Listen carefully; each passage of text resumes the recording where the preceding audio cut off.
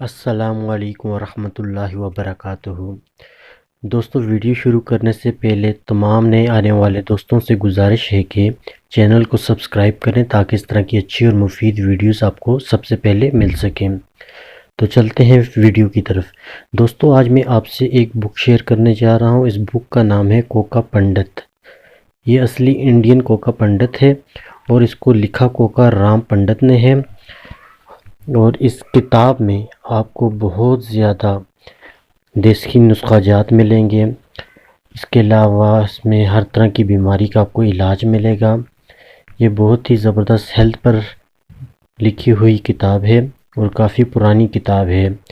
इसमें आपको बहुत ज़्यादा तंत्र मंत्र जंतर भी मिलेंगे।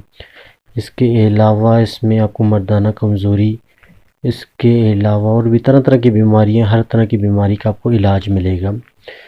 दोस्तों, इस वीडियो को डाउनलोड करने का लिंक मैं डिस्क्रिप्शन में दे रहा हूँ। इस लिंक को फॉलो करके आप इस बुक को पीडीएफ फॉर्मेट में डाउनलोड करके अपने मोबाइल, पीसी या लैपटॉप में पीडीएफ फॉर्मेट में रीड कर सकते हैं। दोस्तों, आप सबसे गुजारिश है कि हमारा फेसबुक पर एक ग्रुप है, उस ग्रुप को भी लाजमी ज्वाइन करें। उसमें रोज़ाना न्यू बुक्स शेयर की जाती हैं जो कि बहुत ही मुफीद हैं। और